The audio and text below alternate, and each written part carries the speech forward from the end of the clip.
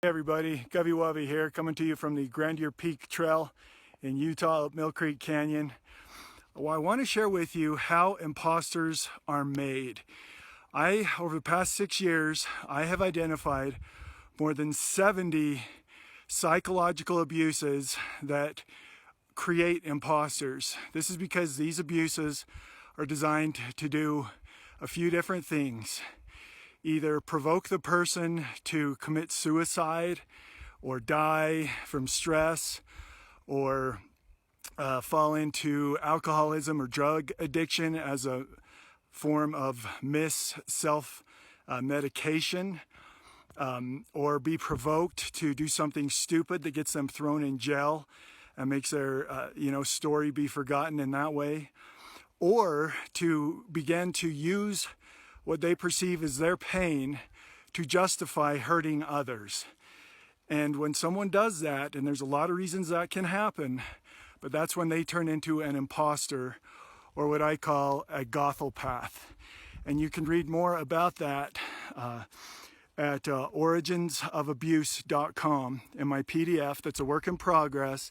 But there I list these 70 psychological abuses that start with that mongering, that invalidation, depersonalization, and then goes into the provoking, into one of those four horrible effects, and then into veiled confessions and other things like that, where the imposters then try to make themselves look innocent in all of it. That's how imposters are made, and that's why it's important to remember that we aren't just fighting this, we are conquering it by exposing not only imposters, but what turned people into imposters, into these undiagnosed Gothopaths. So check that out, and you'll find that list of 70 there. And once you know this, you can identify it. You can use these as tools to identify Gotholing. It absorbs all those other short-sighted words like malignant narcissism, covert narcissism, sociopath, psychopath, Machiavellianism, the dark triad, are all better explained with Gotholing. And so go to Origins of Abuse and find that and get that list and learn it. Remember, there's a reason why you don't know about this, or your therapist or psychologist or even your family doctor, because this stuff is not taught at universities. This is why you've never seen a workbook like this. This is why when you sit down, you're not handed a workbook like this. This is why I am aiming to have this developed in age-appropriate ways so that versions of this workbook can be in every elementary, junior high, high school, and college. There are amazing things to do with this, I promise you, but know that they don't teach this at universities for a reason. Parts of these in their most primitive form were experimented with in Harvard in the 1950s by just horrible things there that resulted in more horrible things that you can find out more there. It includes the invalidation and then the provoking. It was mostly just that cycle of finding ways to invalidate and monger and then provoke people. And they did it at these imposter parts of Harvard to students there who were actually minors, who were children. And there's others who talk about different reasons for that. May have been other things that relate to adrenaline and whatnot. But anyway, so now you know why this isn't taught, and that this, how this has been discovered, how I've identified these is an unbelievable story. But there's 70 of them so far, 70 psychological abuses that are part of this. Invalidate, provoke, and then try to hide it type of pattern. It's used in the courthouses, it's used in institutions, it's used everywhere. And just know this is a new beginning. This is the new human, a new beginning. The time is now. I look forward to seeing us all conquer this together. This is how it happens, I promise you. And remember, it's not mental illness. They are emotional health challenges.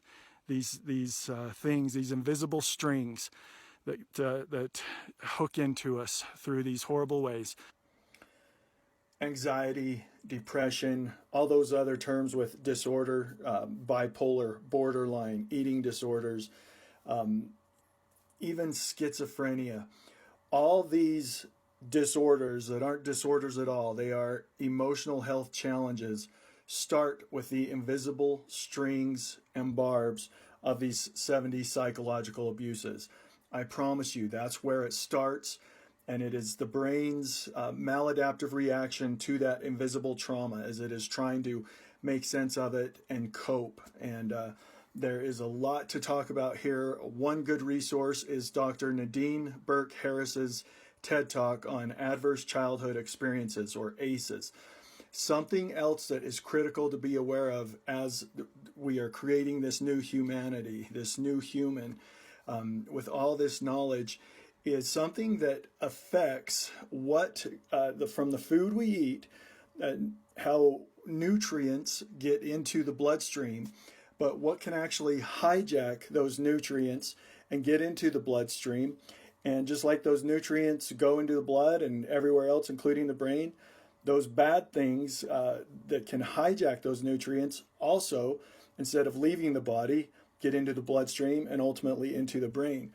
And there's a book that came out a few years ago called The Plant Paradox by Dr. Gundry. But look into this, lectins, and see what you're eating that has a lot of lectins in it and how you feel after that. And experiment with lectin trading high lectin foods and vegetables for other things. And this is so critical to be aware of, because during this time in the fall, when there's so many gardens producing so many vegetables, people are literally overdosing on lectins, and that is contributing to horrible, horrible things.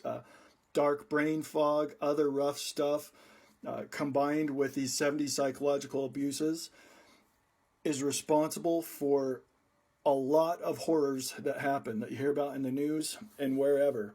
So being aware of this is another way to conquer these abuses, not only for ourselves and for the generations before and after us, but in every neighborhood and community as well. This is the new beginning, I promise you. And whatever you've been labeled with or whatever, remember, labels ain't stable. We're all people. Okay, and that's where it all starts. You identify those abuses, and you're going to identify where the rough stuff happened, and you're going to conquer it. And in closing this one out, I'm just going to give you the list of 70 abuses right here to help pique your interest and help you go dive into this. Even though it's not perfect, it is an amazing start to some amazing things, okay? So here it is.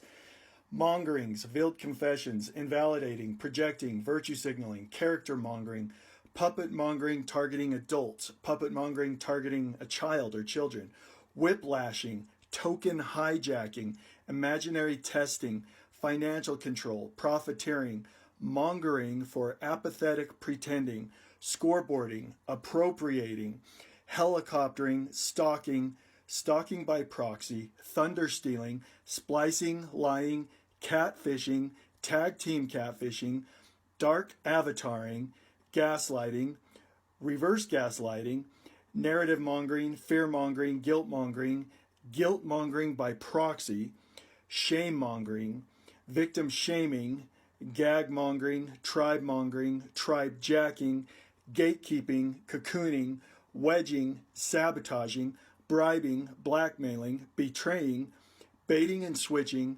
ghosting, baited ghosting, selective memory, one-upping, sneaking, stealing, purloining, pitchforking, dousing, blame roping, faux apologizing, outro shaming, affinity fraud, abiotic hijacking, esoteric mongering, black snowflaking, scapegoating, framing, black mirroring, purple heading, provoking, paddleballing, accident enabling, fatal or non-fatal, crimes and attempted crimes, Franken altruism, and Franken alchemy. Boom! And paddleballing is where the worst of it is. That's the cycle, the narcissistic cycle of abuse, it used to be called. All that, and a lot of the horrors start as part of that paddleballing.